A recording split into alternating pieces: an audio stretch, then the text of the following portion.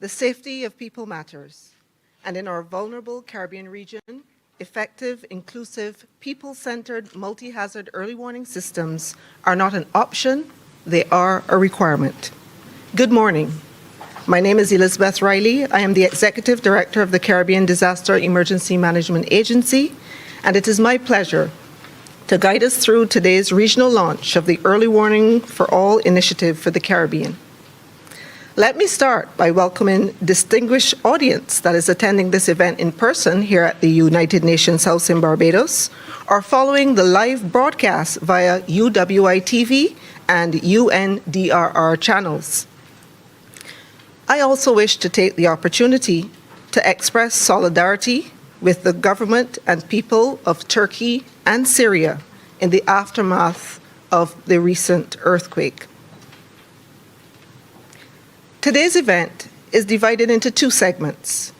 During the first segment, we will have interventions from the Honorable Prime Ministers of Barbados and St. Lucia, as well as recorded messages from the Deputy Secretary General of the United Nations and the Secretary General of the Caribbean Community.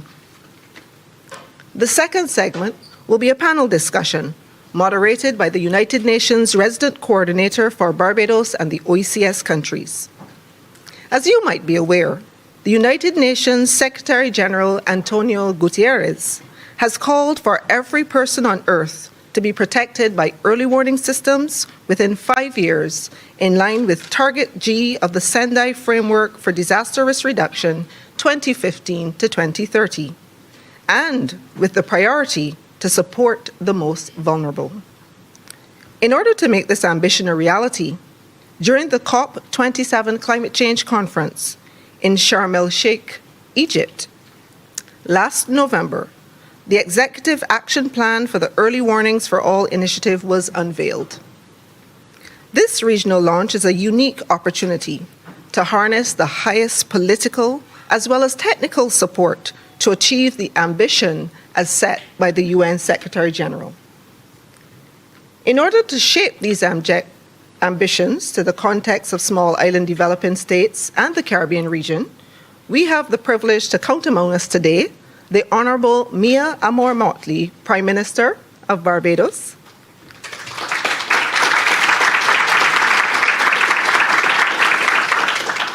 joining us online, the Honorable Philip J. Pierre, Prime Minister of St. Lucia,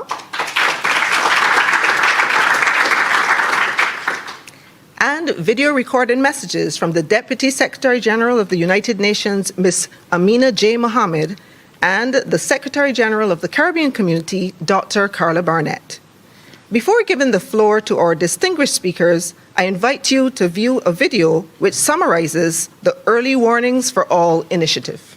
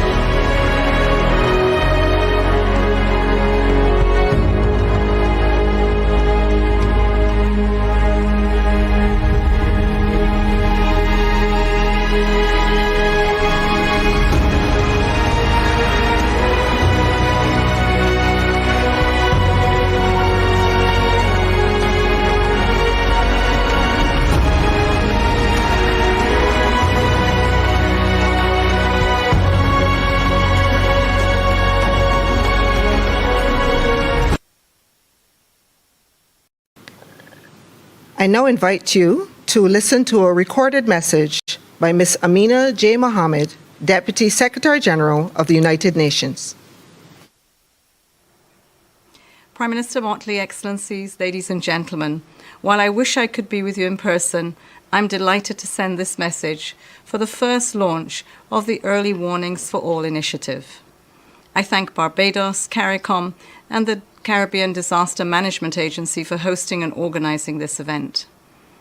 I especially want to thank the Prime Minister of Barbados, the Honourable Mia Motley, and the Prime Minister of St. Lucia, the Honourable Philip Pierre, for their leadership and support.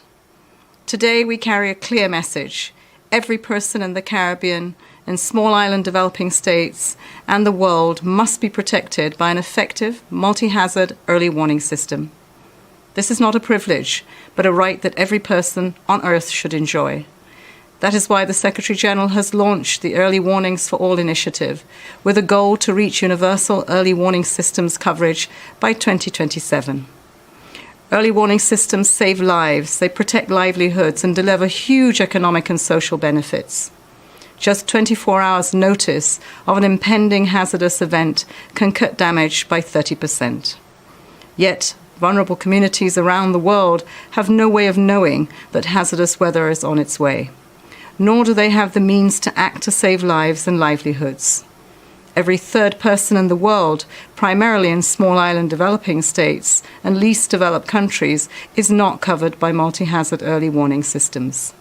60% of the African population is not covered. Even less have local disaster preparedness plans. Countries with limited early warning coverage have disaster mortality rates that are 8 times higher than countries with high coverage. Families and communities have a right to be warned of incoming hazards and to protect lives, livelihoods, and other assets. This is especially true for the Caribbean, which suffers from the larger disasters relative to its size. Due to the effects of climate change, we know that climate and other disasters are set to increase, exposing small island developing states to greater vulnerabilities. To provide early warning systems for all within the next 5 years, the United Nations system, governments and partners must work together to address gaps across the 4 key pillars of early warning systems: understanding disaster risk, monitoring and forecasting, communication, and preparedness and response capacity. This will require an initial investment of just $3.1 billion, but will save countless lives and economies. I urge all governments, financial institutions, and civil society to support this effort. Thank you.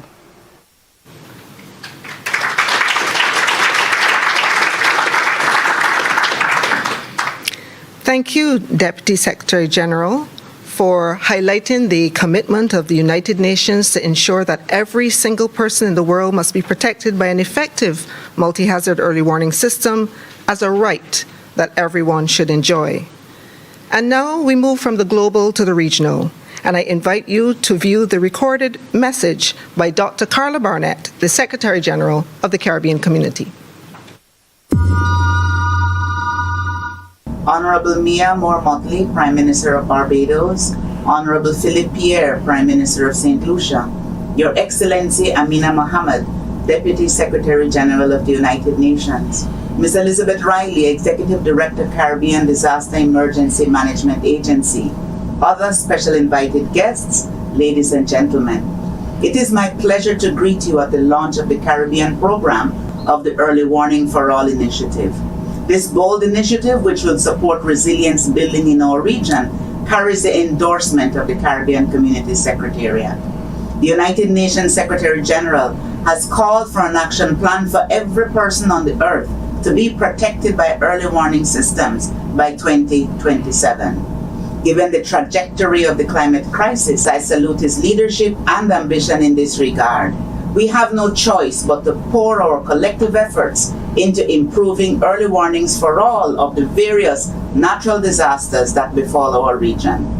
This is a key adaptive response to the inability so far to limit the global emissions to a level that would keep global temperature rise to within 1.5 degrees of pre-industrial levels. The region has been bearing the brunt of the impact of global warming, And therefore, it is no surprise that our heads of government have provided leadership for initiating the implementation of this plan in the Caribbean. We are all acutely aware of the developmental setback that a few hours of severe weather inflicts on small states. This is, of course, in conjunction with slow onset climate impacts like sea level rise and accelerated drought flood cycles. Timely, accurate, and user-friendly early warning requires a wide spectrum of support. We are at a good time to take stock given the recent midterm reviews of Sendai and Target G, particularly, and the midterm review of the Caribbean's own comprehensive disaster management framework. We can add to this the recent and routine reporting from the Intergovernmental Panel on Climate Change and the World Meteorological Organization, which all provide valuable input into a regional assessment of progress and gaps. In addition, inclusive and streamlined approaches to implementing early warning products is required at all levels so that local communities, youth, and all other vulnerable groups may contribute valuable input to development of systems that guard their own safety. We also need to take a fresh look at capacity building, moving beyond the providing weather stations and a few days of training to seek out opportunities for education and vocational training to support equipment maintenance, statistics and data management, artificial intelligence and modeling, and broadened communication strategies. But above all, we must continue on a path where early warning is seen by all users as underpinned by principles of authority, credibility, and salience.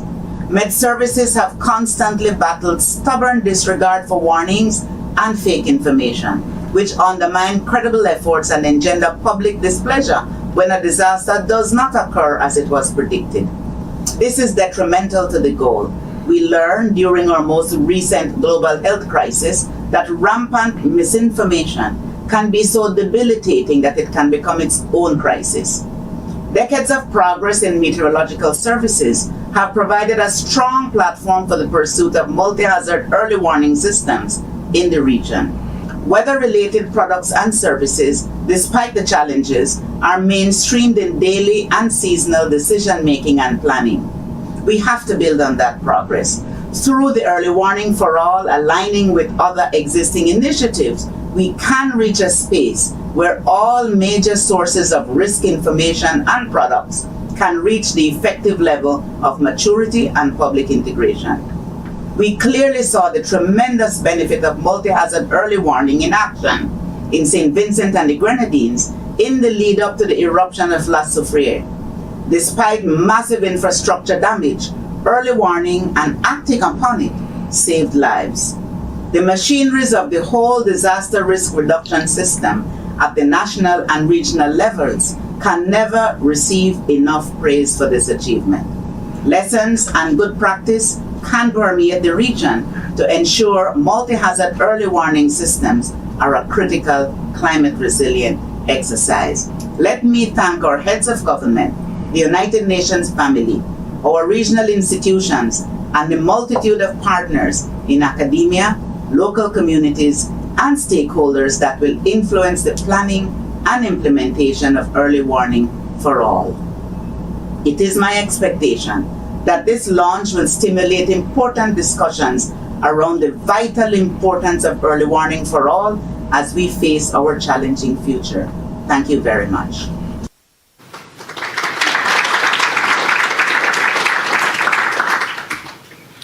Thank you, Secretary General Barnett, for highlighting the importance and the timeliness of this initiative for the Caribbean region, but I think also importantly for linking this discussion to the realities on the ground and the implications for people, and also for highlighting the capacity of the regional institutions. And so we turn to our first cultural piece, and I wish to introduce Mr. Akeem Chandler Prescott, who will be performing a piece entitled Family Affair. Please welcome him. Good morning, everyone. Thank you for having me here. As she said, my name is Akim Chana Prescott. I'm actually the Poetry Slam King of Barbados. And this piece that I'm performing is actually the piece that won. It's called Family Affair. Mother Nature, you should have aborted us in the beginning. Instead, you gave birth to some good-for-nothing children who aren't willing to see the bigger picture.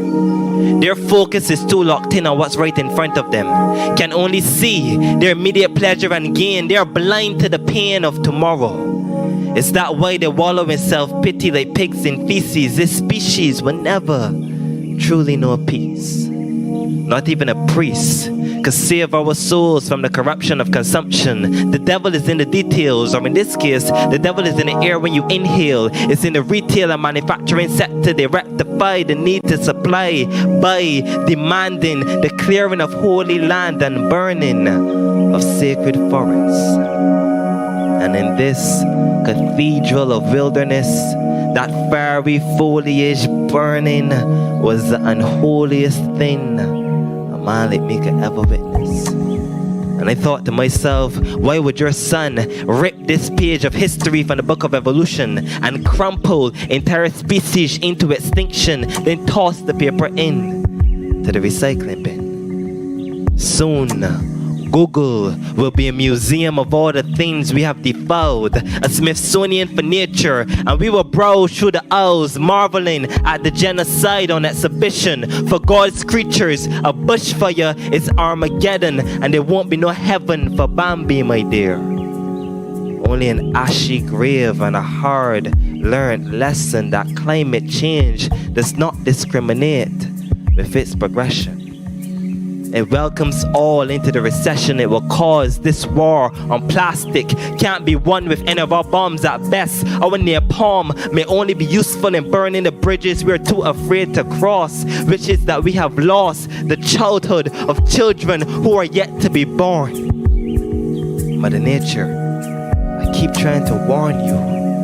Your son makes everything mirror him. Is that why the coral reefs are bleached out more than the Jamaican skin? Why Caribbean people seem obsessed with bleaching their own thing? Our beaches brown with seaweed, while we busy trying to look like a pretty browning. We still browsing history's pages, looking for the chapter where we fit in, but only finding stories of disaster. Mother Nature, what will you do after we are gone? Will you casually move on, recognizing that humankind has never really been kind throughout the duration of humanity?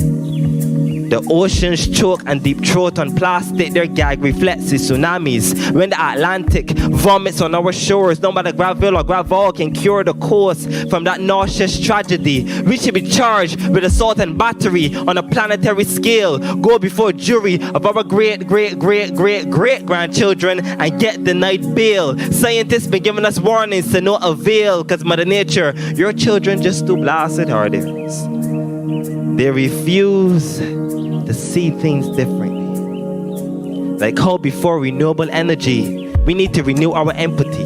Because greed and money are the new entities, and they've been worshipped since the dawn of our century. It's been all praise to the new gods. If you're a man of the cloth is probably made by Gucci. It's truly a sacrilegious endeavor to want to better ourselves at the expense of our health, but we can't afford anything else because our systems assisting wealth building, not realizing our wealth is built in to our well-being. We're not seeing things clearly. Like how capitalism has become cannibalism of those in the lower strata of the economy. They gorge their stomachs off the performance of your employment, then wash it down with a tall glass of the working class's achievements. A slight tummy ache is equivalent to your workplace grievance. The air they pass is a greenhouse gas that we breathe in. It makes breathing a little bit harder. It makes me think that the ship of civilization won't be able to dock in the next harbor with a population that harbors without throwing some overboard into the cold, polluted waters. If this life-giving earth is our mother, then death would have to be our father, waiting for his wayward son to come home. Mother Nature, I beg you, please take care of your own children, before they turn themselves into orphans. Thank you.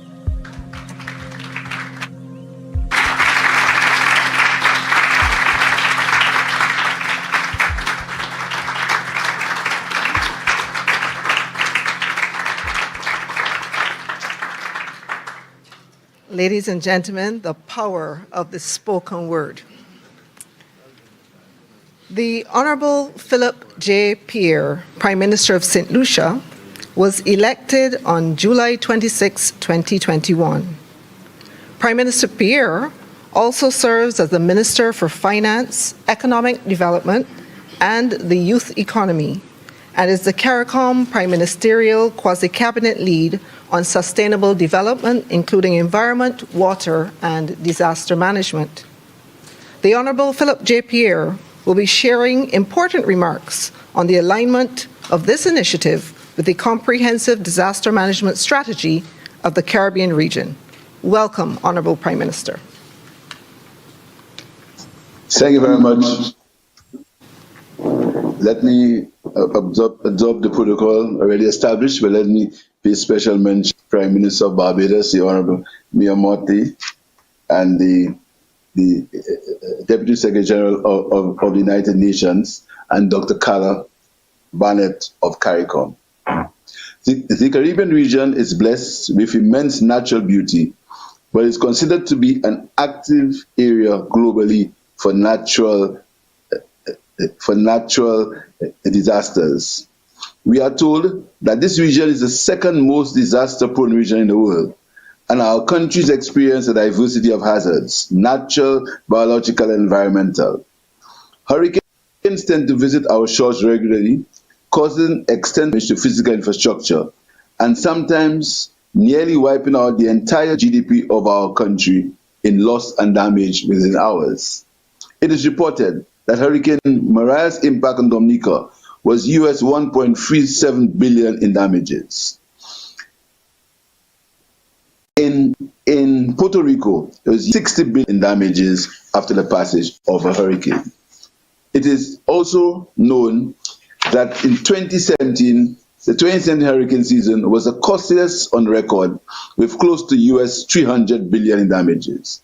And so, disaster risk reduction, mitigation, building resilience, and recovery have become top priority action areas for the survival of the Caribbean states. Target G of the Sendai Framework for Disaster Risk Reduction is to, and I quote, substantially increase the availability of and access to multi-hazard warning systems and disaster information and assessments to people by 2040. Note the emphasis on the word people. This is critical in the management of complex hazards, which are experienced by our Caribbean states and compounded by the negative impact of climate change. The UN General Secretary Early Warnings for All initiative will focus on multi-hazards. This multi-hazard early warning system correctly places emphasis on the safety of people. Early warning systems do not only save lives, but also provide vast economic benefits.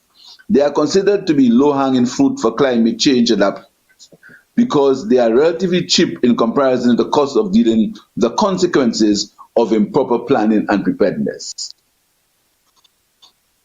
We are told by the WMO that just 24 hours notice of an impending hazardous event can cut the ensuing damage %. It is instructed global on losses of between 3 to 16 billion per annum. With hazards ranging from hurricanes, earthquakes, flooding, volcanic eruptions, health pandemics, and those related to pests and diseases on crops and livestock, there is no doubt that a multi-hazard approach is necessary, involving coordination across numerous national ministries and agencies, and also regional agencies, all effectively operating early warning systems to adjust the onslaught of hazards to which the Caribbean region is exposed. The Caribbean region must continue to implement measures to change our fortunes to become more resilient to natural disasters. Early warning systems, in conjunction with effective communication of environmental risks, is in many ways the key to impacting good social behavior and sensible actions among people. We must acknowledge that emergency management involves prevention, preparedness, response, mitigation, and recovery. However, the best disaster response is ensuring that we have the foresight to avoid it from the start or to take upfront measures to minimize the social and economic impact. The Regional Comprehensive Disaster Management Strategy is a Caribbean vehicle for the implementation of the Sendai Framework for Disaster Risk Reduction. Priority 4 of the Comprehensive Disaster Management Strategy, CDM, recognizes the importance of early warning systems and specifically of ensuring that it is effective at a community level so that the most vulnerable are reached. Consistent with the targeted results of the CDM strategy, the CDM unit, with the support of development partners, have made some significant investments in early warning systems, including governance dating back to 2014, when the Model Comprehensive Disaster Management legislation was enhanced to incorporate early warning system regulations. The Multi-Hazard Early Warning System Checklist was revised in 2018 and further enhanced in 2021. The checklist has been applied in 7 CDMA participating states and is programmed to be applied in others. Work to progress towards the enhancement of an early warning system for the Caribbean region with the formation of the Regional Early Warning Systems Consortium, REWSC, in 2017. In 2022, CDMA World Bank Regional Summary Report on Multi-Hazard Early Warning Checklists and Analysis in the Caribbean identified priorities for improvements, including stronger integration of science and technology into the framework, taking into consideration the emerging realities of climate change. It is evident that we have made progress over the years, but there is still more to be done. The work of CDMA has shown that participating states the power of a regional approach to comprehensive disaster management. As such, investment in multi-hazard early warning systems remain a priority for CDMA. Participating states and is prominently featured in the CDMA Coordinating Unit Strategic Plan and associated work programs for 2022 to 2027. This provides an important avenue for implementation of the early warning systems for all initiative. CDMA looks forward to playing a leading role in the implementation of the early warning system for all initiative on behalf of its participating states in line with Target G of the Sendai Framework for Disaster Risk Reduction 2015 to 2030. I thank you.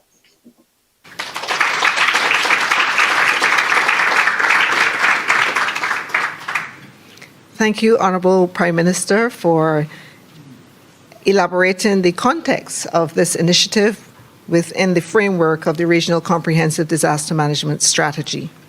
And now, for our second cultural piece, join me in welcoming Mr. Sky Dowrich, who will be performing a piece called Caribbean Unity, written by Karine Clark.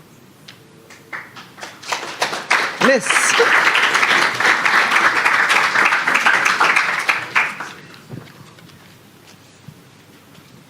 Morning.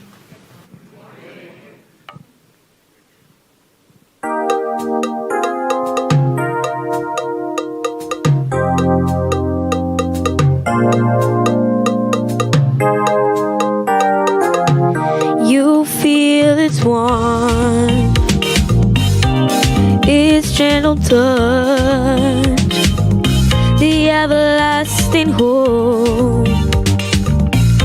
Oh, it means so much.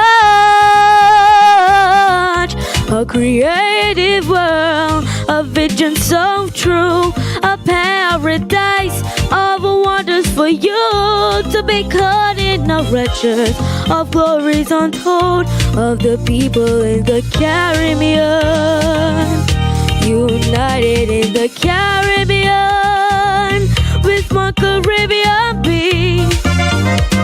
Yeah, join in musical matrimony. Oh, it's so sweet. Holding each other in a song under the morning sun.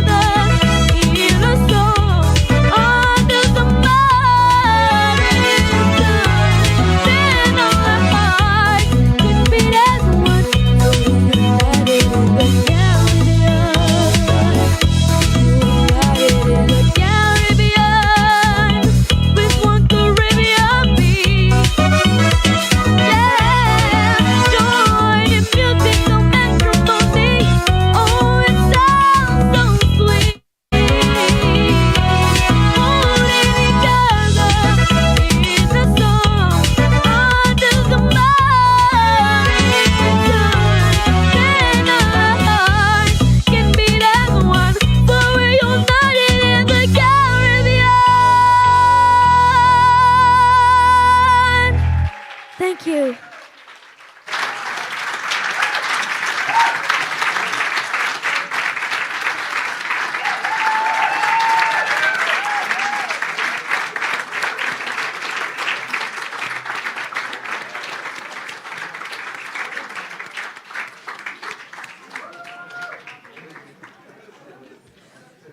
What a powerful rendition of that Caribbean anthem.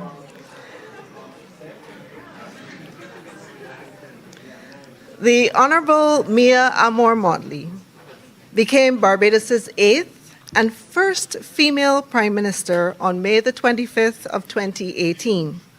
She is one of the youngest persons ever to be assigned a ministerial portfolio, following appointment as Minister of Education, Youth Affairs and Culture from 1994 to 2001. She later served as Attorney General and Deputy Prime Minister of Barbados from 2001 to 2008 and was the first female to hold that position. A global force, creating new models and forecasts to trigger even further international shifts. Please join me in welcoming the Honorable Mia Amor Motley, Prime Minister of Barbados.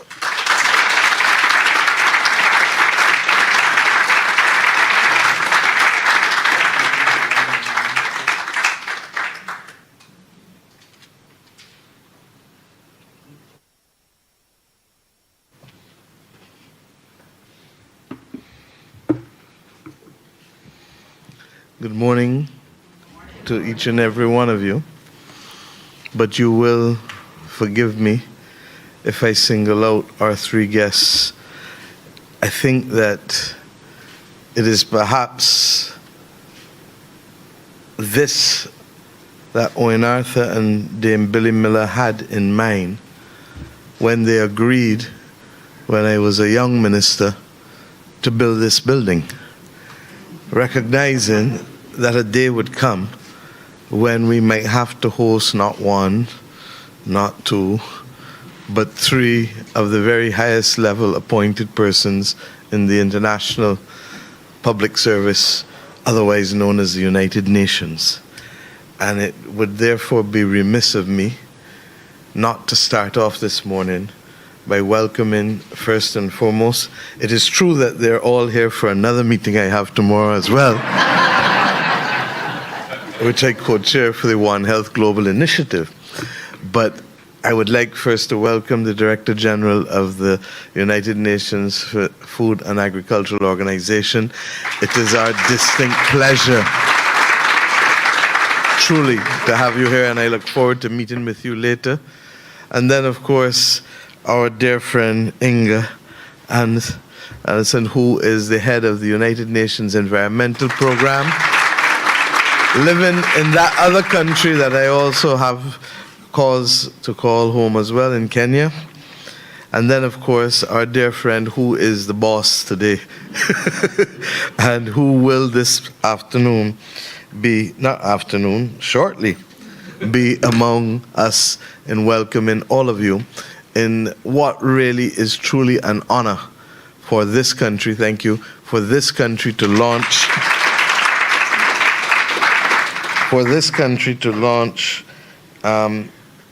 Ms. Masturi, the first regional early warning systems launch after the agreement that was reached in Sharm el-Sheikh in Cairo. The 2 performances here this morning by Sky and Akeem show why we come to work every day, to be able to make this world, this country, a better place. The immense talent that was shared with you from this country this morning reminds us why individuals are so special. I want to thank Prime Minister Philip Pierre, who leads for us in the region the efforts on sustainable development, because in his efforts to help make this region more sustainable, there will be more skies and more Akeems who will continue not just to flourish for their own individual benefit or the benefit of this region, but as I have contended always, as a humanizing influence on the global population. That, perhaps, has been the Caribbean's greatest contribution in the post-independence environment, to be able to provide the thought leadership and the conscience that is often needed to remind us that people who see people want others to see people. People who hear people want others to hear people. And people who feel people want others to feel people. This Caribbean region, whether from the thought leadership of Sir Arthur Lewis and Derek Walcott in St. Lucia, or the very pragmatic and philosophical framework of an Errol Walton Barrow to remind us of being friends of all and satellites of none, or the scholarship of Eric Williams and the conscience of Michael Manley, this Caribbean region, through the likes of Usain Bolt, through the likes of Rihanna, continue to remind the world that it doesn't require large size or power to make a definable difference in the global condition. It is ironic that one of the things that we come, therefore, to say in this whole issue of the climate crisis is that it is regrettable that we are forced to face a double jeopardy, having been the ones whose blood, sweat, and tears financed the Industrial Revolution that is now the bane of planetary and human existence. The dignity that was robbed of us during that exercise is potentially going to be robbed again as a result of the climate crisis. And I want us to reflect on words from Maya Angelou, where she said, and I quote, "During bad circumstances, which is the human inheritance, you must decide not to be reduced. You have your humanity, and you must not allow anything to reduce that. We are obliged to know we are global citizens. Disasters remind us we are world citizens, whether we like it or not." Sky spoke to us this morning about unity, being united. I'd like to speak to you about being united in partnership, because it is only when we are united in partnership and we remove the divisions that have been foisted on us, whether by history or law or whatever, that we can come together to fight what is the greatest global challenge since human civilization has taken responsibility for itself. There may perhaps have been greater challenges for dinosaurs, but we know what happened to them. And we therefore have to ask ourselves, how do we give ourselves the best chance of survival? We do so first and foremost by working together. Working together across countries, working together across institutions, working together across communities, working together sectorally and across sectors, working together in settling the financing that remains absent, working together in settling the legislative framework and policy framework that is critical, working together at all levels. And the first thing, whether as an individual who suffers from addiction or as a country that is exposed to vulnerability, the first requirement is to know. Is to know. And if we do not know and accept, then we are at risk of anything that comes our way. And that, for me, is the essence of the early warnings framework that we are seeking to put across the world, as you heard from my dear sister Amina, as a matter of right and not as a perk or being in the right place at the right time to hear. This requires a complete change in how nations and institutions function. And that's why I keep using simple language about seeing, hearing, and feeling. Because once you see people and hear people and feel people, you plan for them. But if you don't see, hear, or feel them, you take them for granted. And therefore, fundamental to this is our basic humanity and values. Whether it is in Pakistan, from which you have just come, Inga, and 7 months later, the flood waters remain unabated in what can only be described as an apocalyptic crisis, not expected to be seen in our lives. Whether it is in other experiences, we have first and foremost to understand and value the appreciation of how our values locate us to act. That's why I call for global moral strategic leadership, because there must be a standard set from which all of the rest of us can manage and judge ourselves and our actions. And if that's set, Akeem, the greed that you speak so wonderfully of in your spoken word can be addressed. And we then begin to understand that the only way greed can trump lives is in the alphabet, because G comes before L.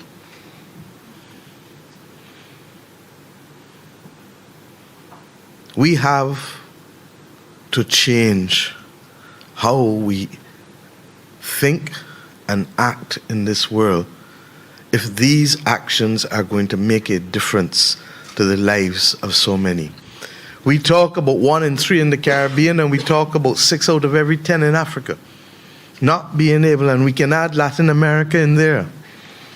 And why? Because if we don't get the fundamentals of development right, we can't get the settlement and mitigation of the crisis correct.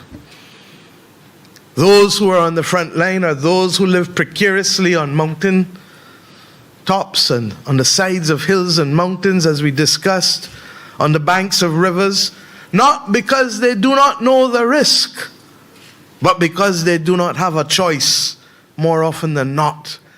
And that countries that even may want to do better have been robbed of the opportunities to be able to channel and funnel development to them in a way that makes sense. That's why the Bridgetown Initiative is so important to us. It's not just about climate. It's fundamentally about equity and fairness, justice and solidarity. How do we work together to allow countries to be able to better provide for those who cannot provide for themselves? And the early warning systems is just a small part of it all. And we know the benefit of it. We don't need anybody to tell us. We don't need to ask. If my hands are in the pockets, it's not because I am anything other than very cool. It's not meant to be disrespectful. But we don't need anybody to tell us. The truth is that we knew on the 31st of December, as I was driving in my car, 2019, feeling utterly optimistic about this country's development in 2020. We had just completed the second part of our debt restructuring. The first part completed in December 2018 for the domestic debt restructuring, the second part for the external debt restructuring. It was All Year's Day. I've learned now to hate All Year's Days. And those who are visiting will understand it, because the next All Year's Day I had to shut down the country for the pandemic. But I tell you these stories because you have to appreciate that life is not seen from speeches on a platform, but life is experienced on a daily basis. And what is the story that I tell you? That in this country, having listened to that BBC report, it stuck with me. And before the end of January, the Ministry of Health and the Ministry of Foreign Affairs and all of the different departments started to put systems in place. By the beginning of February, we went, the Attorney General and myself, to Harrison's Point in St. Lucia, and I thank the European Investment Bank for coming in after and ratifying the expenditure that we made there to convert an old naval base into a hospital to prepare for COVID. I tell this story because anyone who knows my country, who knows Barbados, will tell you that with a single acute primary to tertiary hospital in the Queen Elizabeth Hospital, that if we had ever left that institution to be the place where we managed COVID from for 3 years and continuing, that God knows what would have happened to this country, particularly given the density of housing in the coastal areas where the majority of people live in this country. The ability to plan, the ability to prepare, the ability to put in play 4 times the amount of ICU beds that the country had and had had for 50 years made all of the difference to us. Fast forward then to 2021 June. I'm up 12:30 at night preparing for cabinet the next morning, and I hear bowels roaring, and I assume that somebody on the highway is playing the fool, even though it was late at night. It turned out to be the beginnings of a 90-minute freak storm that would have, 46,000 lightning strikes, Sabu, in 90 minutes, almost like a natural strobe light in a discotheque, because it never stopped. But you knew it wasn't constant because the eye still caught the flash. And the rain was horizontal, and by the next morning, there were at least 25, 27 houses, I can't remember, that were completely flattened.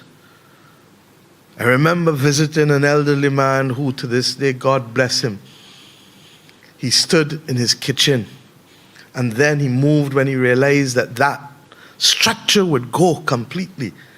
And he went under the cellar of the house until he could find that opportunity just to cross the road and go into his neighbor's garage. Front page of the Nation newspaper has a picture of him. But I knew what he felt, because I happened to be in Jamaica. My first trip to Jamaica was the weekend of Hurricane Gilbert. It is true that I have to ask myself how I fall in love with Jamaica so, because on that first afternoon I was pickpocketed. And by the Sunday, Gilbert hit. And by the Monday, I had gastro. And before the gastro, I stood up on Hope Road for 2.5 hours, because nobody in Jamaica believed that a hurricane was coming, because they had not had a serious hurricane since the 1960s. I was at a 50th birthday party, and everyone said, nah man, no hurricane not hit Jamaica. Jamaica safe, sir.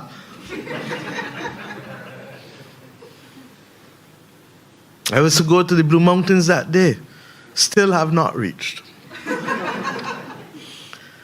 I say this because even when you provide the warnings, if you do not have partnerships, if you don't have the reinforcing community education, if you don't have the plans that cause people to know that you are serious, the warnings will fall on deaf ears.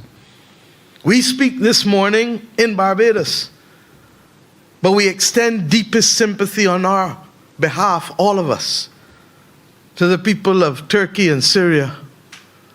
And the numbers keep rising, and just before I came to get up to give the speech, the last number is 2,300 and rising. And why? Because even with the best early warning systems, there are some hazards that are difficult to manage. And when those things happen, when the human body is at rest, in other words, sleeping, the scale of destruction will always be greater. Potentially, same thing with that freak storm that I described. I have shown you what happens as with the pandemic, but I can go further. The Inter-American Development Bank, and I thank them, was instrumental in helping this country develop the National Coastal Risk Information and Planning Platform, what we call the NCRIP. I had to look down because you get so accustomed to acronyms that you forget what it is. But that is not a static instrument. And this is why the Bridgetown Initiative is so important. Because at almost all levels, the inability to parse development, as institutions sometimes, and particularly financial institutions would have us do, puts us deeper at risk. Because if you can't parse development for them and fit into neat boxes, you can't benefit. And even when you benefit, there's a belief that development can be done with 7-year and 10-year money. Well, the British government discovered in World War I, after World War I, that was impossible. And having raised 2 bonds in 1914 and 1917, found themselves renegotiating those bonds in 1932 into effectively a 100-year bond, because you could not pay for the cost of war while paying for the cost of rebuilding from the war at the same time. It is no different in these small island developing states or developing countries globally. And we believe that our efforts of preparation and mitigation started only since Paris Agreement.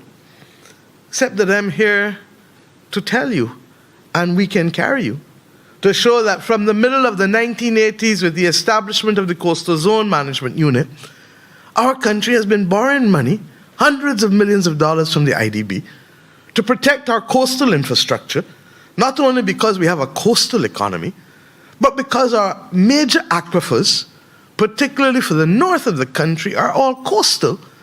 And if the water in there becomes affected by high levels of salinity, you can kiss it all goodbye. And you then transfer yourself to a desal platform that is multiple times more expensive for the country in terms of competitiveness, but above all, for the families in the households who need water. I say these things because it is only through partnership at the community level and the family, with our emergency management services, preparing people for the possibility of the risk, for the reality of the risk, and the possibility of it becoming real. Our emergency management services must perfect the art of knowing who they are looking for and what they need, both before, sometimes during, regrettably, to save lives, and definitely after. Just before Cricket World Cup, when I had the responsibility of chairing for security for 10 countries, we put in place, and we used the opportunity to put in place a treaty that the people of Dominica benefited from after Hurricane Maria. A treaty that went beyond the regional security system, that said that countries in the Caribbean region will come to each other's aid in the event of natural disaster and civil unrest, so that the Jamaica Defense Force, the Trinidad Defense Force, the Guyanese Defense Force, and others could be mobilized at a minute's notice in order to support each other. And where the absence of the early warning signals cannot reach people, because we have another problem that we're not confronting. Before, most countries in the world benefited from broadcasting. But today we have narrowcasting and fake news. And the partnerships that are needed today at the global level and at the regional and national levels are therefore different. We need a validation or verification system, both from our telecoms providers and the social media providers, that this warning is not fake news and that this warning is real. And the belief that everybody listens to a national broadcaster anymore has been exploded long time, because people listen and function in the spaces where they get information, real or fake, but they believe it. And their comfort levels are there. So if you live in the hills somewhere, all you're doing is listening to YouTube and Dennis Brown and some good old school reggae, how are you going to hear? So what are the signals that take into account the modification of behavior and the modification of information that we have? At the same time, we also need partnerships within the region. And this notion about who is English, who is French, or who is Spanish, and who is Dutch speaking needs to be exploded, because the disasters and the hurricanes and them don't speak no language. They speak one language: destruction. And the quicker we come to realize that and cooperate, the better. I suspect that at the level of the military, there's far more cooperation than at the level of civil society. And we need to bridge the gap for civil society in order to be able to do so. SEDIMA is doing its best and doing a wonderful job, Liz, in doing what you're doing. And I want to thank the World Food Programme as well for choosing Barbados to preposition food to ensure that we have that capacity to respond. But the region needs to go even further. We need a recovery ship. I don't know what's the fancy language for it. But islands don't have the benefit of road networks to deliver quickly. And in some instances, runways will be destroyed in disasters. And there are ships that flow and go around the world. Some are hospital ships, but we need more than a hospital ship, because we need a ship to provide fresh water. Immediately after a disaster, I can tell you firsthand from being in Jamaica, in Gilbert. Mercifully, I've never had more than a Category 1 hurricane in Barbados. But I've known what it is to experience hurricanes in Jamaica, Miami, and London, and New York. True, true, true. 1976 New York, 1988 London, Gilbert later, and Miami multiple times in the 2000s. We need to coordinate as CARICOM to work with the international community to ensure that there are two ships prepositioned, the north and the south. And why two? Because hurricanes do move quickly and quicker than ships. And therefore, Commodore, I'm sure that you would want the capacity to be able, because you will not always be able to land a plane where you need to go. And the ability to have access to clean water urgently in those first few weeks is critical if we are to avoid cholera. We also need to recognize that having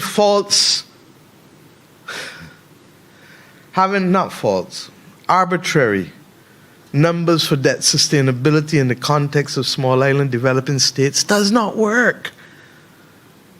I told you that we have been doing coastal preparation since the 80s. Part of our debt is, in fact, to prevent the worst to our coastal environment. For every dollar of prevention, you save $7 in recovery expenditure. We know that. But when you are then told that your debt to GDP does not admit of you spending enough money to renew a school infrastructure that is more than 150, 200 years, 250 years in some instances, how then do you provide the support systems for people to be relocated, both pre and in many instances post-disaster? We do not have the capacity genuinely to withstand serious hurricanes in this region that are Category 3 and upwards.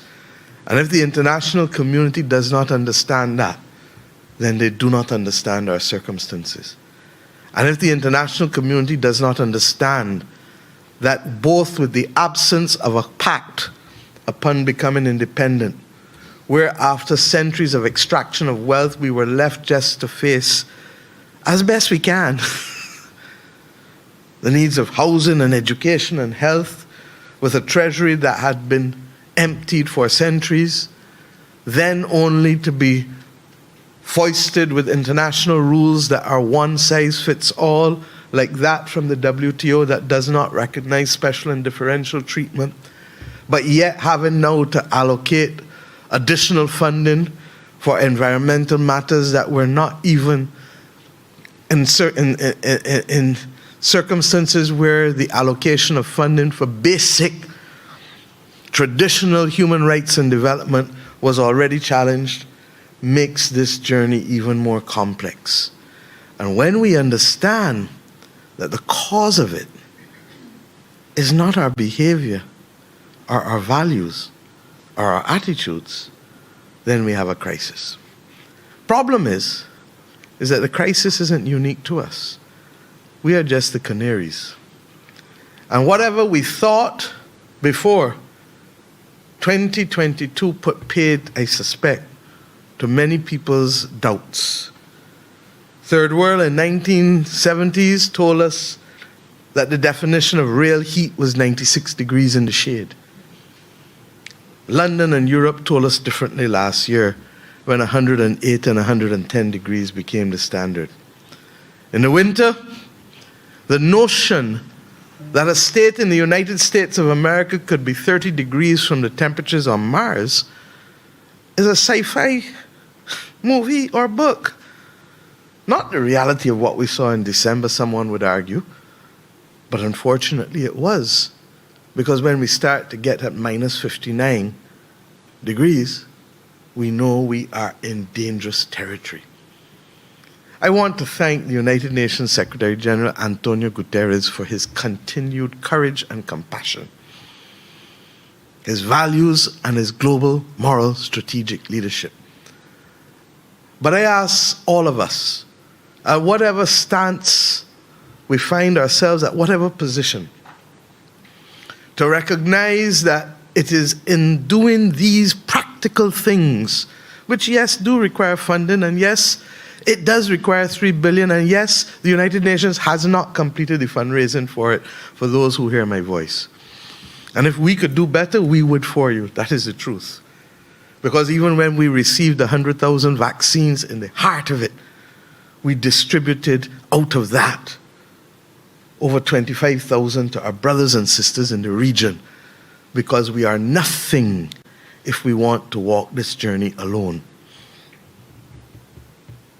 But we have now to do these small concrete things that will make a difference to the lives of many. And we will continue to fight for the adaptation funding, and we will continue to fight for the concessional funding, and we will continue to fight for the fiscal space, because even if you give me all of the funding and I have no fiscal space because of arbitrary metrics for debt sustainability, because every dollar of debt is not the same,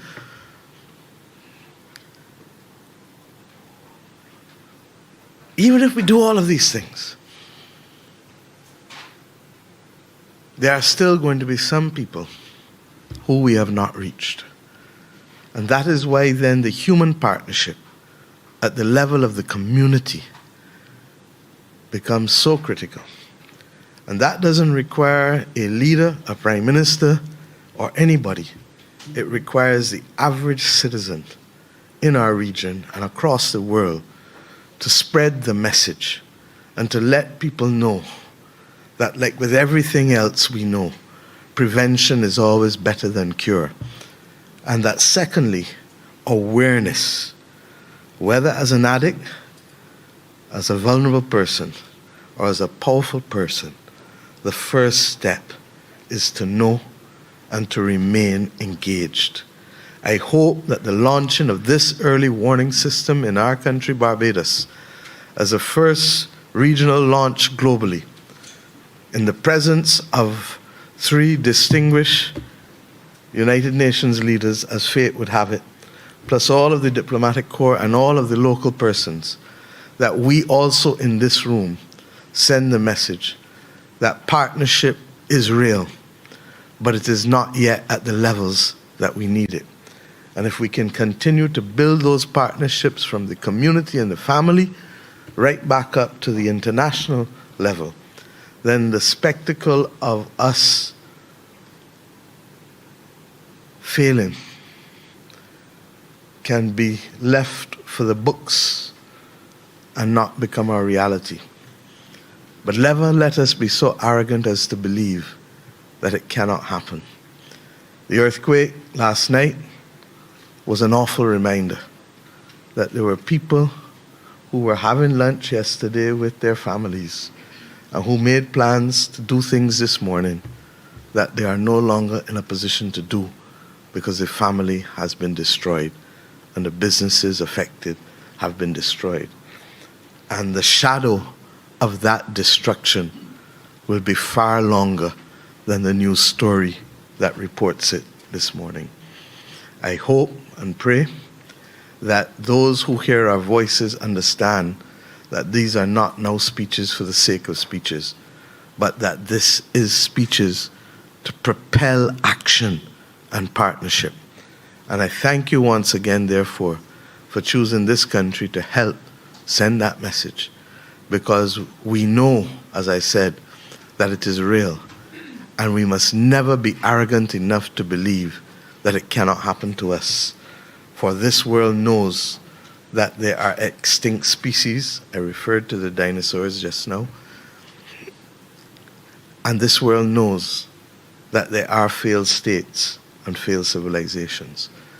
Let us work in partnership to ensure that there is no further record of failed species or failed civilizations, or worse, at the individual level, loss of life. Thank you.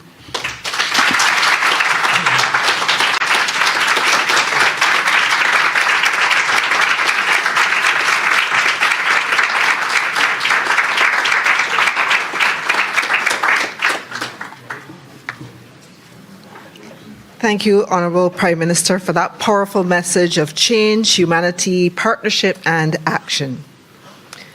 We now transition into segment 2 of this morning's proceedings. And I want to welcome Mr. Didier Tribuc, who is the United Nations Resident Coordinator for Barbados and the Eastern Caribbean since January of 2019. He brings more than 20 years of experience in the development and humanitarian realm, working with the United Nations and international NGOs such as the French Red Cross and Médecins Sans Frontières. Mr. Tribuc, I welcome you to the podium to take us into segment 2.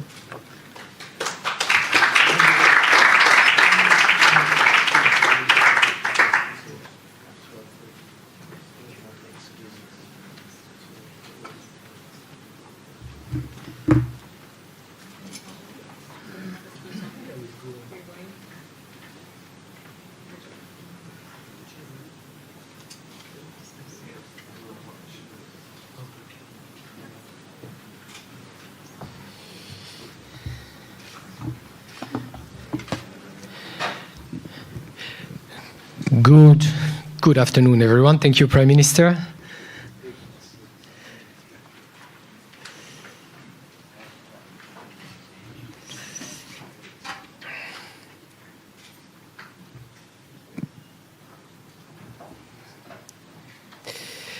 Thank you very much, Liz, for taking us through this first segment. It's my pleasure to welcome you to the second segment and panel discussion.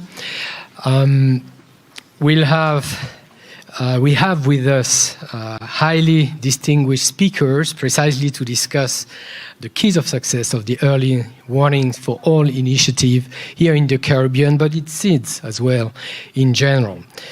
And it's very fitting because the need for inclusive and accessible multi-hazard early warning system is really urgent, as we have heard this morning.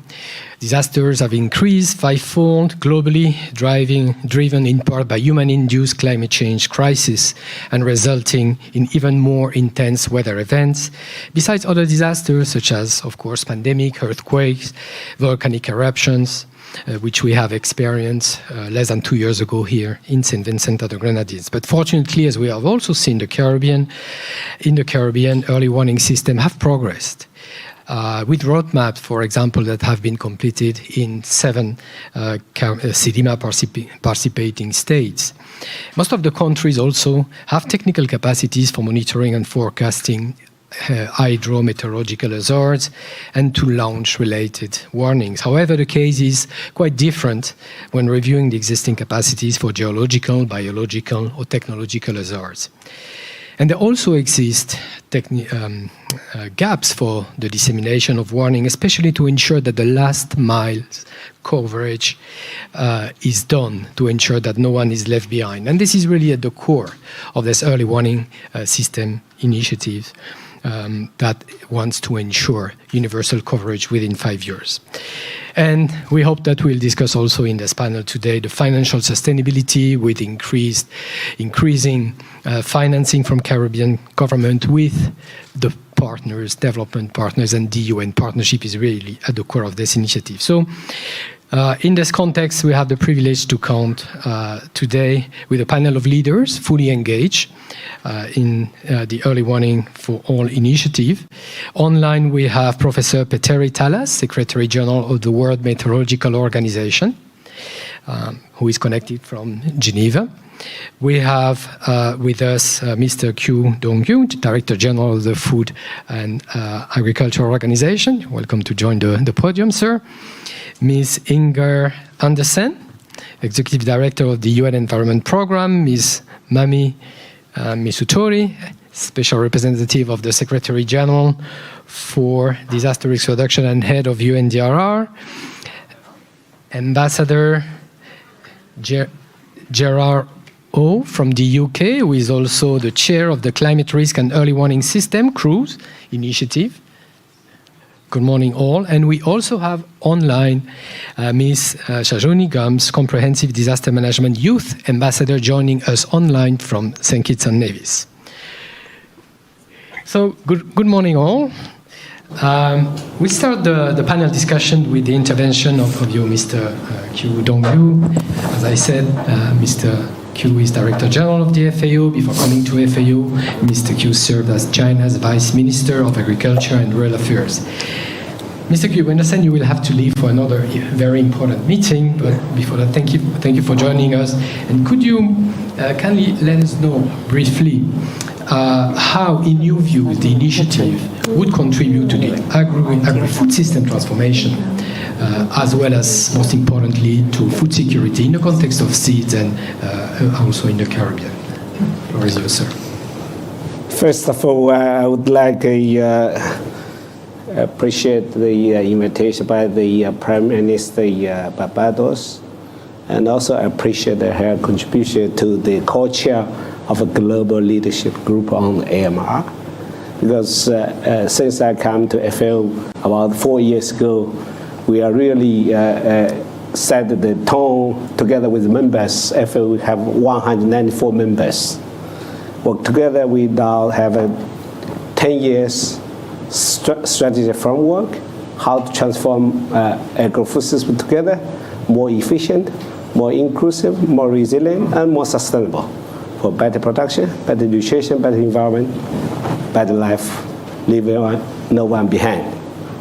But One Health approach, and also we established a new office for the emergency and the resilience. So that's really fit the purpose of all the early warning system. We work together with the Secretary of Martin and the former Secretary Mark Lockhart together how to establish early warning system in agri-food system and rural areas. Second, also we are now also establishing an office for the seeds. Yeah? and LDCs. We pay special attention to the seed countries, and because you face the challenges, as you said many times, also 3C, climate crisis and the COVID-19, and also the conflict. But luckily, in the small island state, you don't have that much conflict, so it's good. But for you, mainly the climate crisis, and also how to build up more sustainable agri-food systems, and also build up more resilient economic systems. That's FAO. We are willing to work closely with members. By the new strategies we endorsed on the climate change and innovation science, and also new strategy on the private engagement. So, and then we can build up the integrated, coherent, the solution to support the members to establish a new and resilient agri-food system for improvement the livelihood. And that's, I think, for the early warning system for all should be included agriculture. That's agriculture included the crop, animals, forestry, and fishery and aquaculture.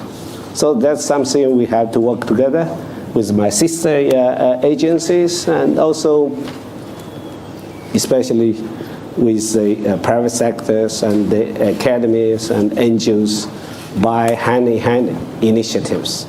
So we established a World Food Forum, and 2 years now attract last year more than 41,000 participants. So based on the hybrid model, so virtual and in-person in Rome. So let's work together, and the big UN family. So, and that's the only solution, as Prime Minister pointed out. Together, we can go far, and we can go better. Thank you, sir.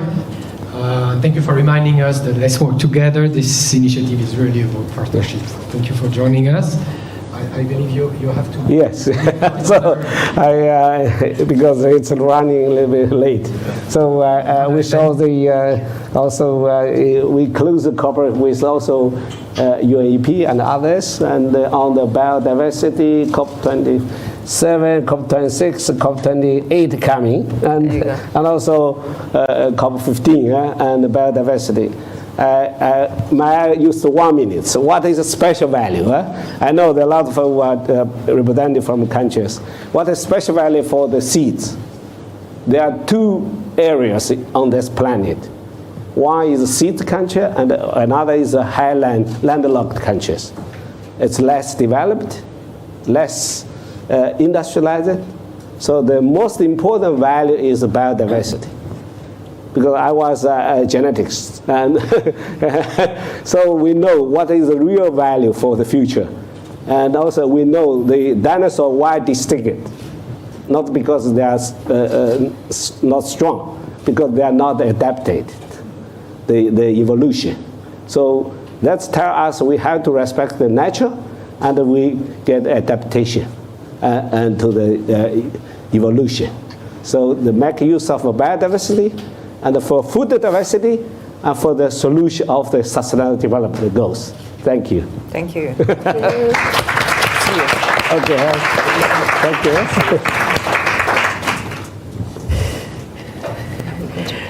Thank you, Mr. Q.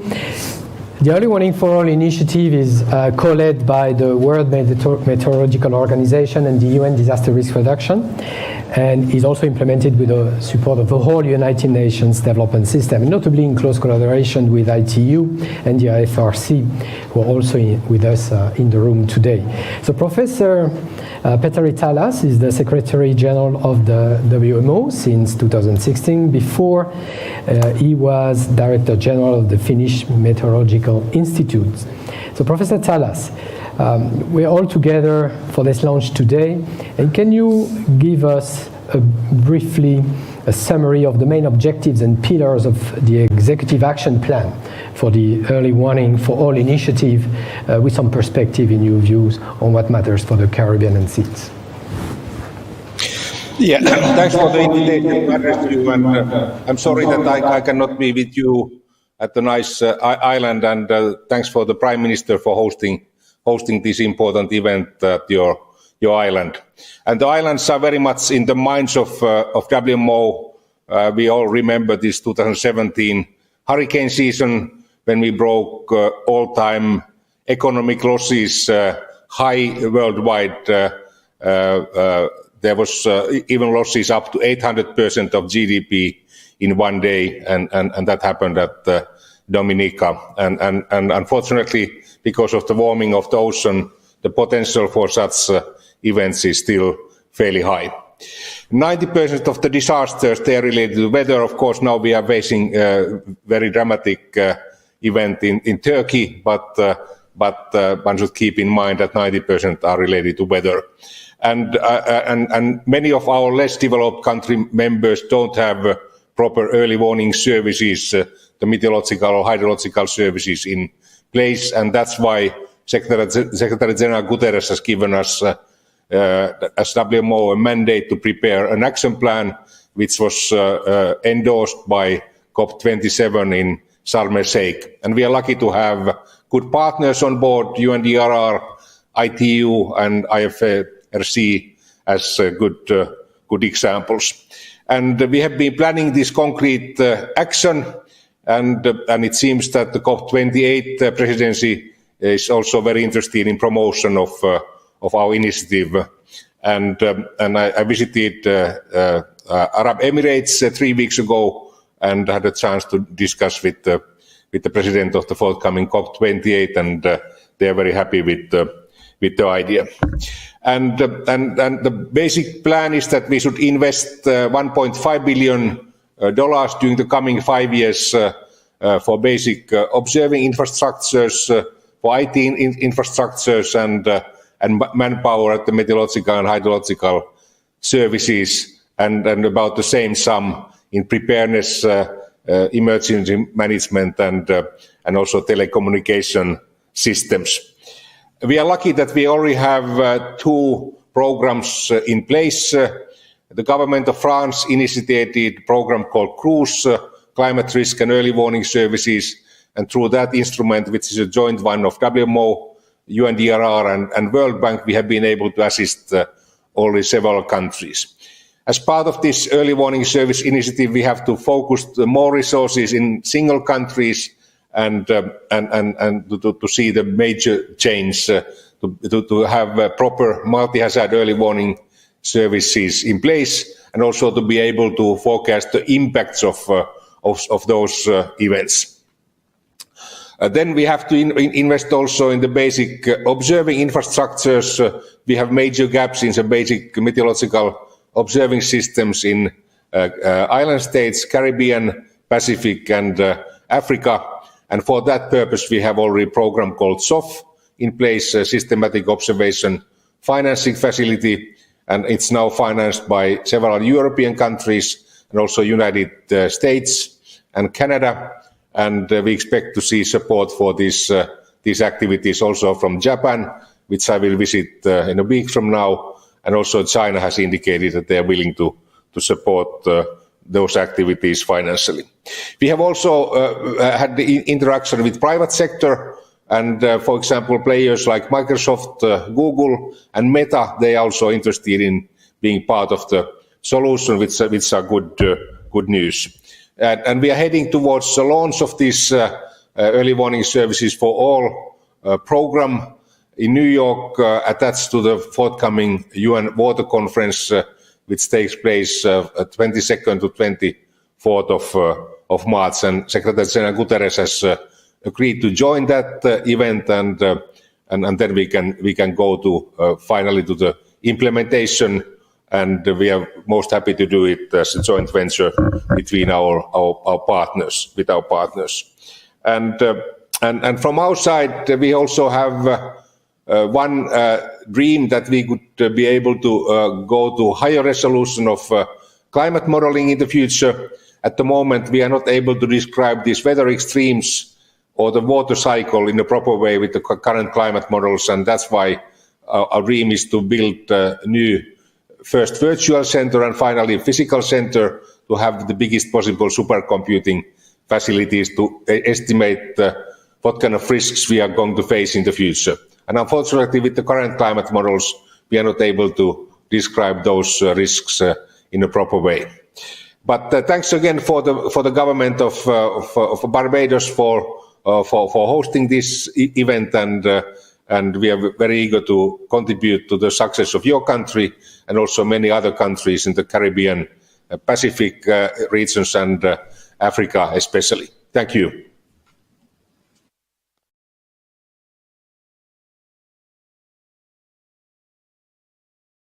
Yes. I would like to introduce those who was referred as the boss for today's event by Prime Minister Mia Mottley, Ms. Mami Misutori, Special Representative of the Secretary General for Disaster Risk Reduction and Head of UNDRR. Prior to joining the UN, Ms. Misutori was Executive Director of the Sainsbury Institute of the Study of Japanese Arts and Culture at the University of East Anglia in the UK.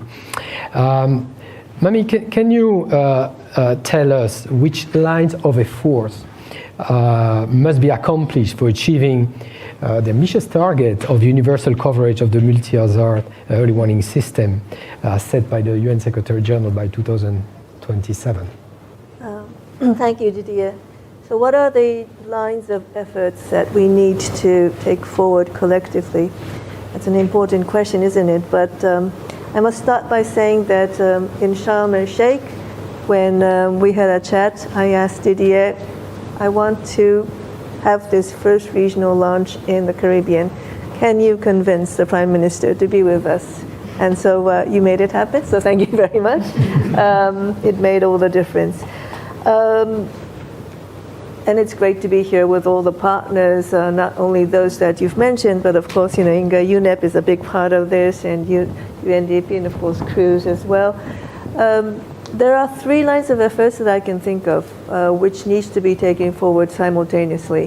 One is international cooperation, obvious, but of course. So $3.1 billion, Amina said it's just, but it's not a small amount of money. But we need this coming in quickly. And it's not only financial support, it's also transfer of technology and expertise. Because many times, if you don't have this coming in, you cannot sustain early warning systems.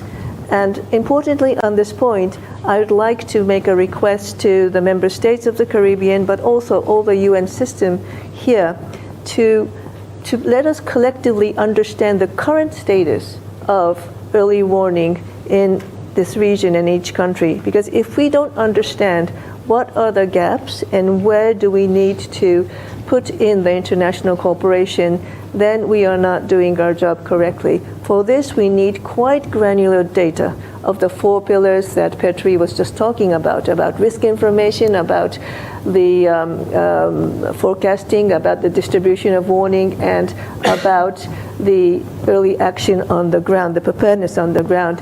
And I know that a lot of data is around us. The governments have them, local governments have them, UN system has this, regional organizations have them.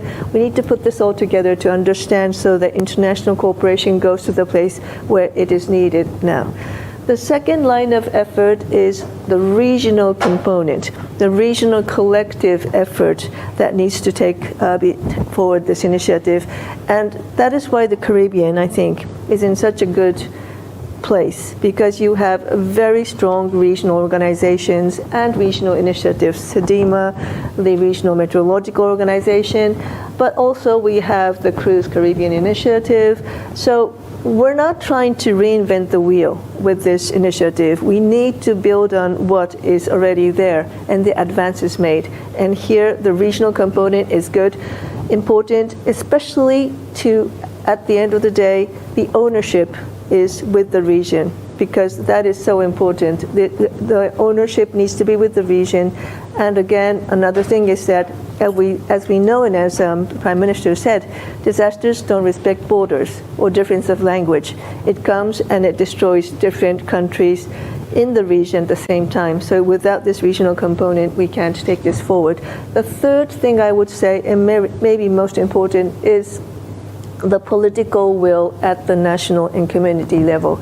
We have seen it today demonstrated by the Prime Minister. We have also heard from the Prime Minister of St. Lucia, and it's very encouraging that we heard also from the Secretary General of CARICOM, because the political will, and also we need to think about the mayors too, and the community leaders. If these political leadership and the willingness doesn't come from the highest, but also the highest at the community level, then we can't take this forward. And we saw great examples today by Prime Minister Motley and Prime Minister Philippe. So we do need to see this replicated in the whole region. I would say that these are the three things that we need to do simultaneously. If we do it, as the Prime Minister said, we can do this. Thank you. Thank you. Very clear. I'd like to turn to our next speaker, Ms. Inger Andersen. Inger is Under Secretary General of the United Nations, Executive Director of the UN Environment Programme. Prior to her UN appointment, Ms. Andersen was the Director General of the International Union for Conservation of Nature, IUCN. Inger, I have a simple question for you. Why would you say that this initiative is important for reducing environmental hazards and ensuring sustainability? Well, I think, first of all, I should pay tribute to my dear colleague, Mami, who has been really leading this, and bravo to you. Also, of course, to the Prime Minister, Prime Minister of St. Lucia, as well as, of course, our host here, Prime Minister Mia Motley. I think understanding that everything environmental today permeates politics, I think that's what this today is all about. When a country gets smashed up by a hurricane, by an earthquake, and our hearts go to the people in Syria and in Turkey this morning. But when a country gets smashed by something that comes their way in the form of a disaster, lots of things happen to the environment. The debris, the toxic plants that got washed out, the impacts that it's on that coastal forest, on that estuary, that now all of a sudden changes its course, moving water the different direction than what it was before the storm. Understanding, therefore, that that catastrophe that first and foremost hit people, hit the environment, and when the environment hits, it hits people back again in the long-term toxicity that we leave on the environment. So that's why we from UNEP very much feel that the work of our colleagues at UNDRR, the work of our colleagues at the WMO is so important, because getting early warning means that you can begin to prepare, means that in the kind of investments you do, you create resilience around them. You understand that that which was perhaps a 100-year storm, now is i.e. it would come likely in all projections every 100 years. Today is a 5-year storm, i.e. it is coming much more frequently, and that is what we heard from the Prime Minister. So this initiative, Early Warning Initiative for All, makes great sense. And of course, who's at the front line of these weather-related events? It is the most vulnerable. It is the SIDS. It is the small landlocked developing nations, those countries that are already struggling with the elements in which they thrive. And so understanding that then, that the cost of these, the post-disaster repair is, yes, the human infrastructure, but also the environmental infrastructure that in a sense protects us all. And so looking at this region, which has already been exposed to very, very high impact from COVID, we heard that from the Prime Minister, to very high impact from the prevailing assessment of how we measure debt sustainability, which the Prime Minister is rightly arguing is false and cannot be sustained. And that's why the importance of the Bridgetown Initiative is there. But understanding then that these countries are just squeezed on every side. And right now, ladies and gentlemen, we are on a trajectory. Right now, our emissions are up. Our carbon usage is up globally. We're using more oil and gas and coal than we ever were before.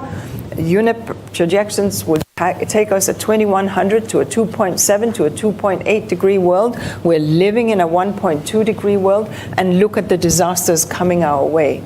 And we understand that between 75 to 85% of all carbon emissions are just from 20 countries, the G20, some with a longer historical track records than others. The reality, therefore, is that climate action is an absolute must. And it is the smaller, poorer countries that are paying the price. We at UNEP are very active in this space. We approved a $47 million program for the Pacific Islands, for 5 Pacific countries. It was funded by the GCF. It's Cook Islands, Niue, Palau, Marshall Islands, and Tuvalu. And that $47 million, yes, in part will go to early warning, but in part will also go to investing in resilience, using nature-based solutions, mangroves, coastal forests, coral reefs, nature that can be that lungs that absorb those winds and the high storms, be that space that can take and be the buffer between the wrath of the ocean and the winds and climate change and humanity. So working with nature is the way that we can protect ourselves. But nature, as long as we ignore it, will send us these invoices. And the invoices will come in the form of storms, fires, floods, droughts. I live in Kenya, as the Prime Minister referred to. We are in the 4th year of a drought. 4th year. 2.5 million heads of cattle have died in the north of our country, the headquarters of UNEP. I came just from Pakistan, and I was whispering to the Prime Minister because she asked, right now, Pakistan is still underwater, 7 months later. So we have landed the loss and damage fund. Fine, we have to capitalize it now because the costs are not going up. So this part of as the Prime Minister said, a small but essential gear in the wheel of meeting the onslaught of climate change is so essential, because warning is knowing, and knowing is preparation. And so we from UNEP, we're really pleased to be here to support UNDRR, our friends from WMO, and of course the Caribbean nations as they step forward in leadership at this time. Thank you.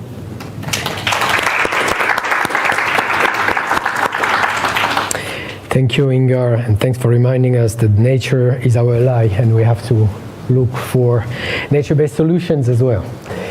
I would like to turn to Ambassador J.R.R. who is the chair of the Cruise and head of the Adaptation, Nature and Resilience Department of UK's FCDO, Foreign, Commonwealth and Development Office. He also served as Deputy Director for the Scottish Government for the organisation preparation of the COP26. Mr. O, reaching the main objective of this initiative will be, as we know, only possible if it relies on the appropriate governance mechanisms at country level, at regional level, and of course if the investments are sustainable with the necessary partnerships. So can you tell us how Cruise is supporting this initiative around those 2 aspects in particular? Many thanks indeed, Didier. And let me just echo my thanks as well to the Government of Barbados, to SEDIMA, CARICOM, UNDR and WMO for their leadership in organising this event, which those not in the room, the palpable sense of motivation and excitement from the Prime Minister's inspirational words really resonated here. And I think it's a real privilege to be here to see that connection now being made between the Secretary-General's ambition and the institutions and the capabilities here in the Caribbean to really feel part of that call of Prime Minister Mia to propelling action and partnership, feel the force of political will that is such an essential mix in moving this forward. If I can, I'll say a few things about cruise, because it's been mentioned a couple of times, and then talk about some of the approach that cruise is taking. But I also would like to echo Amina Mohammed's notice that early warnings for all are not only a necessity but also a right. So beginning from that point is extremely important. So the Climate Risk and Early Warnings Initiative was founded in 2015 with the aim of bridging the early warning gap and building early warning systems to make a meaningful difference at scale. And contributions to the system so far include Australia, Canada, France, Finland, Germany, the European Commission, Luxembourg, Netherlands, Switzerland, and the UK. So it's a coming together of countries who want to work collaboratively to help advance early warning systems. And we're really delighted that since that time, Cruise's initial target of raising $100 million has been reached. We saw further commitments at COP27, and we're going to see further commitments this year, coming year. And I'm particularly delighted to be here in the Caribbean because Cruise is being able to fund a wide range of important early warnings initiatives here, including a strategic roadmap for enhancing multi-hazard early warning systems, flood strategies at national level, work on inclusion and capacity building. And in doing so, we have worked right alongside key regional partners, including SEDEMA and national governments. And I'm also really pleased that we've identified the Caribbean as a priority region for additional funding into the future. I think, as we heard, the opportunity of early warning for all is the political momentum and that harnessing of ambition, attention and finance that can bring. And crucially, to bring that to the standing aspirations, vision and capabilities that we see here in the Caribbean, the implementation by national governments, regional bodies, partners in the private sector and civil society. And we in Cruise are completely committed to standing behind and with partners as they move in that implementation, of building early warning systems for all and that are meaningful to local people facing the choices, as Prime Minister Motley illustrated earlier on.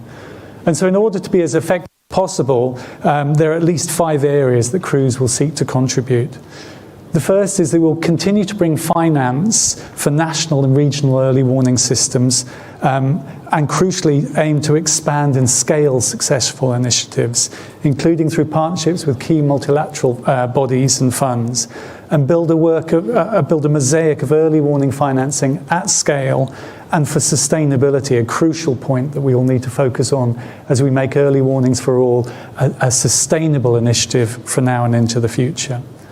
The second thing we'll do is we'll work to improve collaboration, taking a whole value chain approach, working closely with our colleagues, as Professor Tallis has said, on systematic observation and financing facility, by understanding and approaching early warning for all as a truly interdependent system, not 4 pillars, but something that is bound together with horizontal working and collaboration and initiatives, and by working with organisations that truly connect with communities and the choices they face.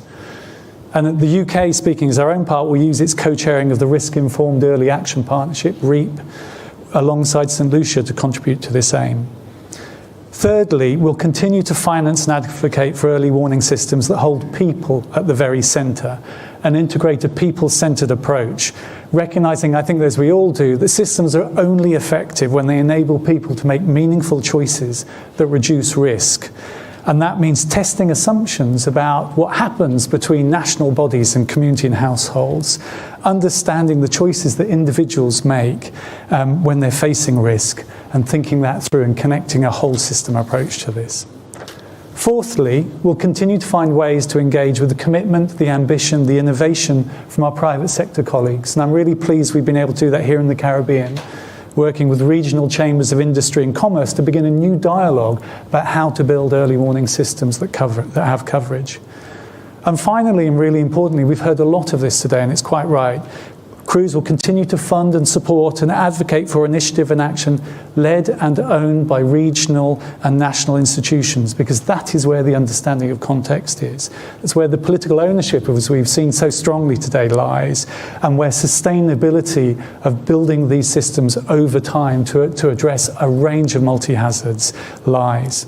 And so we look forward to working with all the people in this room here today, including SEDEMA, the Caribbean Meteorological and Hydrological Institute, the Caribbean Community Climate Change Centre, and our partners here represented, so that we can achieve lasting and effective early warning systems for all globally and here in the Caribbean. Thank you, Didier.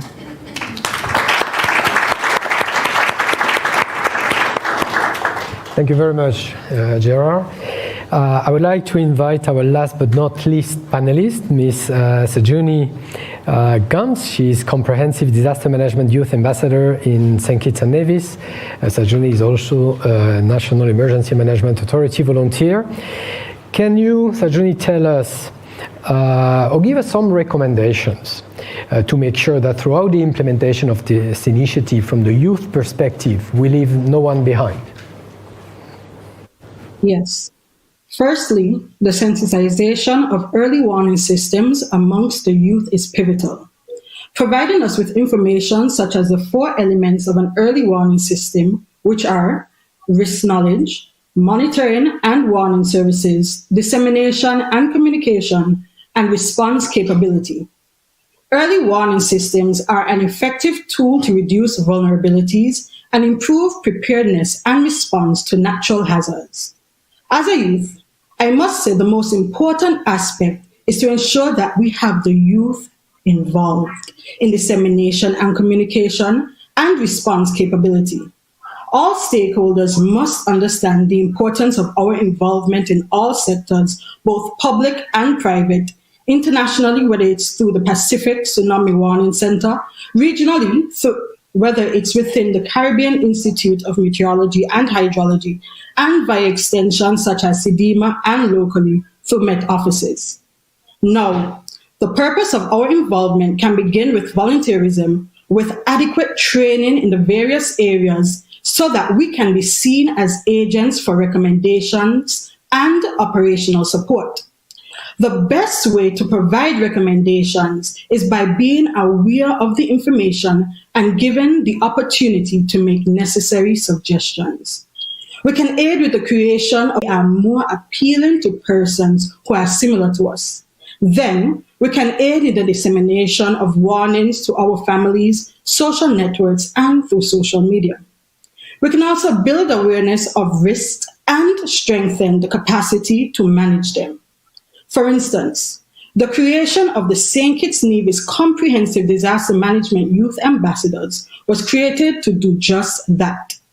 Youths can ensure that these systems are user-friendly and incorporate all personnel who are affected, such as the elderly, disabled, vulnerable, and those who may not be as technologically inclined, by doing multiple pre-tests of the system, as sometimes we have more available time.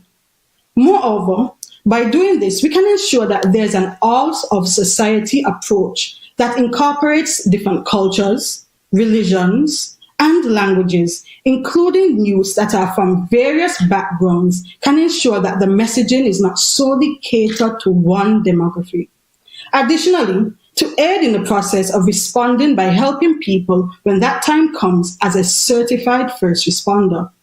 This is seen in St. Kitts and Nevis, where there are youth volunteers in each community.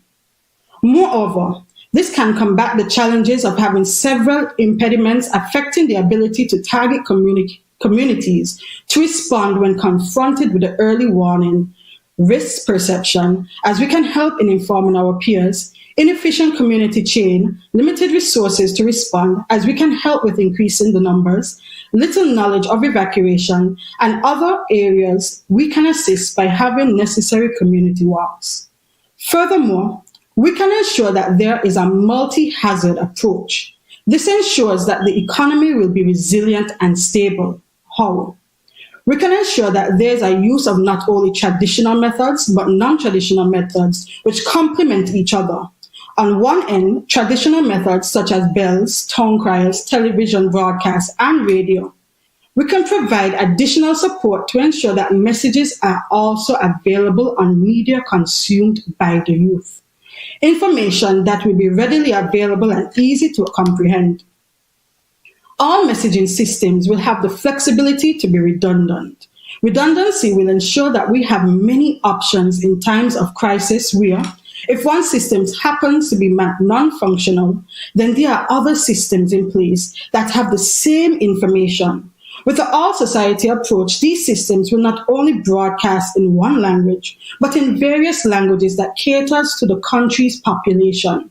To ensure the effectiveness of the early warning systems, there's a need to actively involve the people of the communities at risk from a wide range of hazards, facilitate public education and awareness of risk, disseminate messages and warning efficiently, and ensure that there is a constant state of preparedness and that early action is enabled. The best way to ensure this is effective is by having youth volunteers who can assist the organizations in executing their goals. There can also be activities done that are targeted to the communities, schools, and workplaces to ensure that there is adequate reach by having drills. Sustainability is also important. We as youths want to feel valued. Therefore, allow us the opportunities to be trained, certified, and once proven, provided with the opportunities to further our education and potentially job opportunities, as over time, with the experience, we'll be best suited for the positions. Now, with a cycle like this, messaging will always be up to date, the carriers will always see the value, and sustainability will be effective.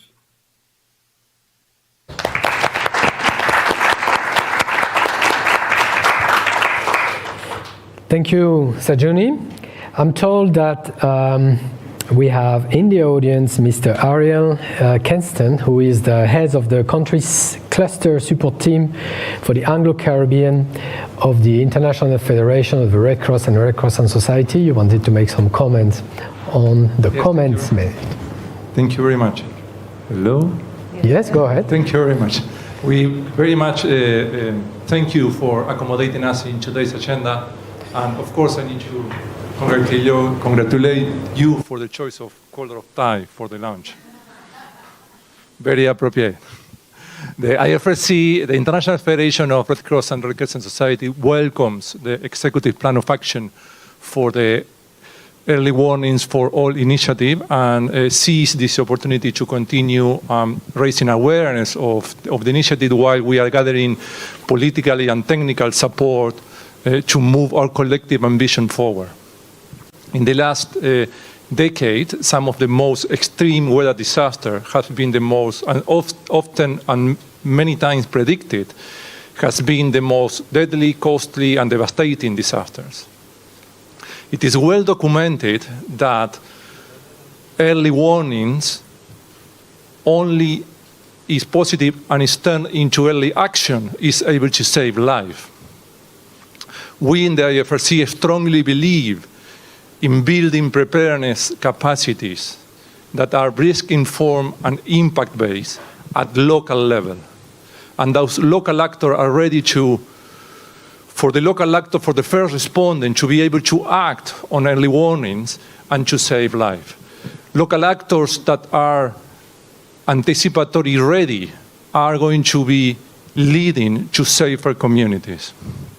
In the IFRC, as the lead agency for the Pillar 4 preparedness for response, we are very much looking forward to contribute to this initiative, and we are ready to drive the work in this pillar to make sure that early warnings reaches the farthest communities and that those communities and those early warnings are being able to translate into early action that saves life. National Red Cross societies, as auxiliary of the public authorities, are very well placed among local actors to carry out that work forward. Among other things, because they are already working with with the government, with national, local governments, with hydrometeorological agencies, with other stakeholders in reinforcing the national system for early warning and anticipatory action. In the IFRC, we are already working on developing early action protocols. There are more than 40 protocols in different hazard, multi-hazard protocols that are being implemented that are ready to be activated. We are also scaling up our effort for anticipatory action. reaching out 4.3 million people annually and dedicating 25% of our disaster relief emergency fund to the anticipatory pillar by 2025. Last but not least, we would like to encourage us all to continue or encourage the platform, the initiative, to use existing collaboration and cooperation mechanisms, such as the IFRC-hosted Breast-Informed Early Action Partnership and Anticipatory Hub. And last, we would really encourage that we make sure that early warnings are people-centered and reaches the farthest communities. And this is a pledge for all of us participating in the community. Sorry, in the initiative. Thank you. Thank you very much, Ariel, for those comments. Very useful to round up. Before we close, I would like to invite panel members to share any takeaway that you would like us to have when leaving this room, especially to ensure partnerships during the implementation of this initiative. Who would like to start in a few seconds? Yeah. Okay. Mami? I was told by Selwyn Hart, another citizen of this country who is leading us from the Executive Office of the Secretary General, that the Secretary General believes that this is going to be a proof or not that multilateralism works. I think that's very, very telling. As the Prime Minister said, and as you referred, it's a small part of the large picture, but as we all know, in these big machines, if small things that cannot operate well, then the machine is not working. So we take it as such an important initiative, and the UN system is really committed to making it happen. Thank you, Mami. Jean? Thank you. I suppose I had just two quick observations. Firstly, what a strong sense of consensus there is across speakers about the ingredients that are required. People have talked about the need to work with and alongside regional and local institutions, people-centered approaches to make sure that the systems work end-to-end. I think that takes me to the second point, which is a real sense of responsibility. We have the opportunity. The early warning for all, the political momentum has created opportunity and attention, and we must not waste this moment. And I think not wasting this moment means being really clear about what each of us do in this complex ecosystem to bring the best possible value. And as Prime Minister Motley said, in that spirit of partnership and that focus on making a real difference to everybody's lives, including those left behind. So I feel a real sense of responsibility coming from this. And momentum. Thank you. Thank you. Thank you, Jean. Inga, please. We started with an extraordinary poet who spoke to the destruction that we, humanity, are doing to this beautiful, wonderful, amazing little planet of ours. And he spoke with such poetic fluency and such depth that really carried us away. And I think it resonated with me because the ravages which we have visited upon this earth are what we are living now. We in UNEP, we speak about the triple planetary crisis, the crisis of climate change, the crisis of nature and biodiversity loss, and the crisis of pollution and waste. And the poetry that, I think his name was Sky, and I must find him because it was just extraordinary. The poetry that he gave us was so powerful because it spoke to that. And so this initiative is one of many that we need to take, because we, our generation, we hold in the hollow of our hands the future of this planet. Now that is one unbelievable heavy responsibility, a responsibility that we don't deserve, but a responsibility that is our generation. So we, these conscious citizens of this present of time. We heard from the young woman who encouraged us to invite the youth. We have to take action, because if we don't, who will? And so that's what I take away from today, a powerful commitment from across societies. Climate change is here now, and the action is for us to take. Thank you. Fantastic call for action, Inger. Thank you. I would like to invite Sajuni. Do you want to add anything, Sajuni? Just a few words I wanted to say is I do believe wholeheartedly in the involvement of youths, because I want to just implore everyone to understand, if you really want a society to change, then you need to start from a very small age, because they are the ones who are more likely to be swayed than persons who are already stuck in their ways. And by targeting the youth, I believe that would be a huge advantage to just changing the mindsets of future generations.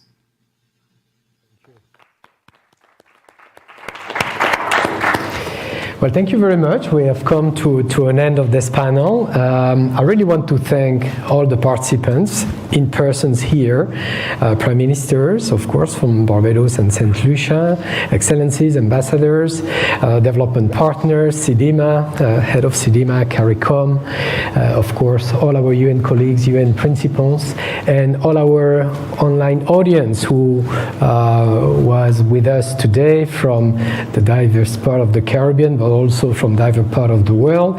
So thank you for this. And I want to make a special thank to you, Mami. You've been a fantastic driving force behind this initiative to get it off the ground globally, but particularly prioritizing SEEDS and the Caribbean. So this is an extremely great signal, and I want to thank you on behalf of all of us here. Thank you for this.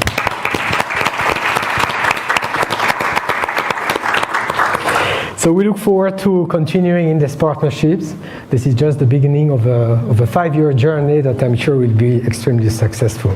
Thank you, and we invite you for a reception outside this room. Thank you. Thank you very much. Yeah, thank you. Nope, you're